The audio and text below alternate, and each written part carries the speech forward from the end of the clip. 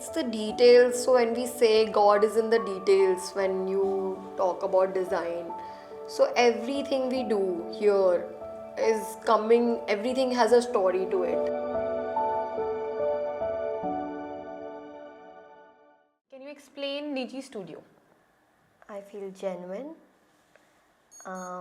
From making the bag to having a genuine conversation. So I feel the whole journey is about, living and basically experiencing it. So when we talk about Neeji the brand and as a person, me being myself, so I feel it's a very linear approach is what we are doing. Studying leather designing for 4 years in Delhi at NIFT wasn't something which I ever planned. There's no one from design background in my family. So, getting there was a huge task, for my parents. How you do one thing is how you do everything. So that literally shows in from our studio to our pop-ups we do.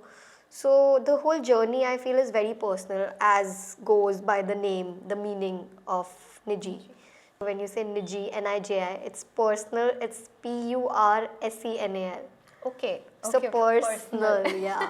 So yeah, that is it. Both aesthetic of the product, of the design and the functionality, both are working parallelly. We are doing a handmade process from skiving the leather to stitching and then later on marketing also. We follow the ancient traditional process which is like called katarni ki silai. Okay. So something which a cobbler would do long back, like because the USP of our products are the leather we use. It's used for saddlery. It's a harness leather we use.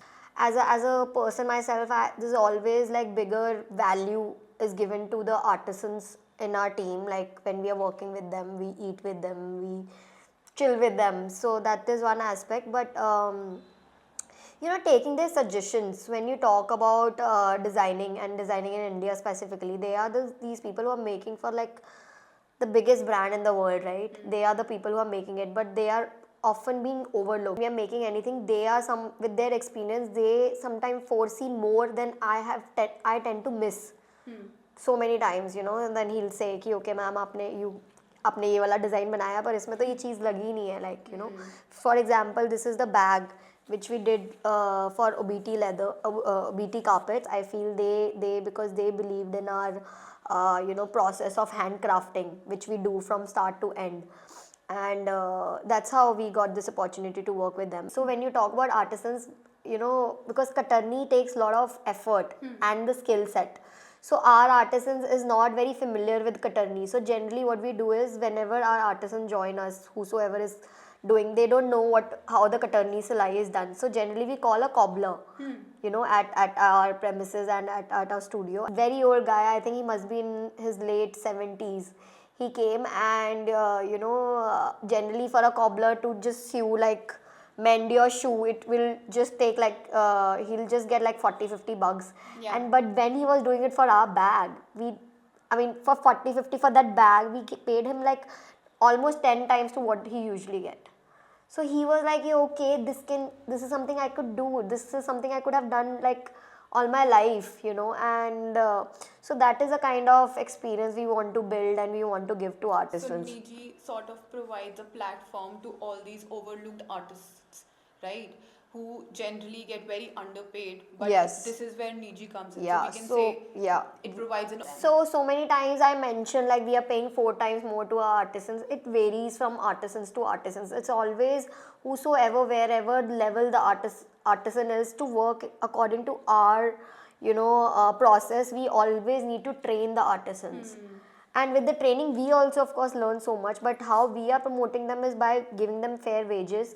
And so the part of NIJI, so NIJI, the name, it suggests NIJI personal because it's a personal product we are making. And it's also rainbow by bringing colors to the lifestyle of the artisans. So me working with the artisans over like 7-8 years, I did a project with artisans in Firozabad, then in Kolhapur, then in Kullu.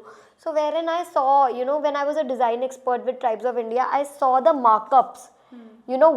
So say if you're making a shawl worth rupees 800 rupees, you can always, like, as a brand, you can always sell it for like 2000, 3000, it's fine, and the artisan is just getting like 400, 500.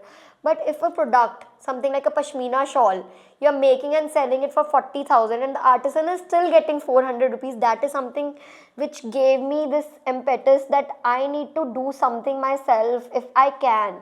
I feel with Niji, if we are supporting two families but they are doing well, I feel we are doing the job. It's been long. It's about 2.5 years, and it has been an interesting joining process. I had ordered a chappal and a bag, fanny bag from Neeji, and I had just recently met her in a workshop, and I liked the product, so I just ordered the bag. Then when I got the chappal and the bag, then I kind of, asked her. I didn't really ask the price of the product before, and later on I just, when she brought it in, the chappal seemed nice, but the fanny bag seemed a little expensive for me, And then I delved a little deeper into asking her what's the process, what's the brand about, and all this stuff. And, parallelly, I'm also a sustainability educator at Thapa School of Management. So when I teach business students, I also realize that, if I teach sustainability, I should also know how to run a business. So then knowing her journey and what NIJI is doing was really intriguing for me to understand, how do you really manage creating such finesse products with what goes in the background. And that's when I thought I'll plunge in, and slowly I just started coming in, then joined, and it has been a journey, very beautiful journey.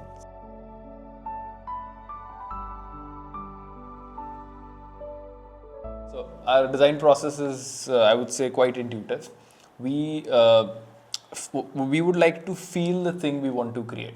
It first comes as an emotion, and then we translate it into a product. And we definitely start with a need, whether it's a need which we feel that the world needs, or something which, when we have conversations with our friends, family, we get to understand, okay, this is something we want to create. And no matter what we create, we have some design principles which we like to follow. So for instance, minimalism is a very important aspect of what we create. Then we like to create something which is timeless and classy. We don't want to create for trends. We want to create something which will last so long that you can, pass it on as an heirloom product to your. So these aspects are very important when we start. But it's not so simple. Once we have one prototype, then she likes to interact with the karigar. What can we add more into this? How can we make it a little better? Then he or she gives us like the feedback, then we incorporate that. And once we have a working prototype, we would like to test it. We would like to wear it for a bit. And if it's completely a new material, new system, then this can take from 6 months to 1 year to 2 years, because we really want to test it under every condition. But we're very engrossed in the process. To really bring out the traditional technique which we really imbibe while making the product. So say about Katarni ka silai, which is our USP, what we are making. So leather as thick as this, which is used for saddlery, for horse riding, that's our USP leather what we use, right? And then making stuff from that leather, the dealing only is very difficult. So because when we get a hide, so there are like so many patches and there are so many marks, so we can't use that for the product, right? So the first challenge is like getting the hide and then making the bag from that. So say this is one of a very special bag. So this is named after the bird called Maina. So this is a concept bag. How is this a concept bag? This was made in 2018, this design, first design. So you open from this side or you open from this side. And the challenge is when we are saying because we don't have so many of funds or money, whatever, to design our own trims. Trims are those, attachments we add with the bag. So because I don't like what we have in the market, those different color and the basic ones. So we have to even dwell more into our design process wherein we don't need that kind of thing. So if we talk about this mechanism of opening like this, So this is the design process, and how much does it go? If we get machines, like how it is happening nowadays, every old technique and every ancient thing is dying. So in this product, we have a total of max of 5 materials. This leather, the lining, the magnet, and the thread and glue. That's it. So when you'll actually disassemble this product, maybe 50 years down the line, because nothing is going to happen to it, then you can actually easily disassemble it, and everything can go into their own spaces. What can be recycled like magnet. What can be decomposed will be decomposed. So this tells us that we're really thinking in long term. What will happen to our product once we've made it? So that's two principles. I Also, want to like explain. really pondering over a thing, like whatever we are putting in just goes back to earth. I mean, we really ponder and we really like sit on it. Like, if we are buying the canvas or the lining, we are mostly using handloom lining, which is ikat and handloom, general handloom.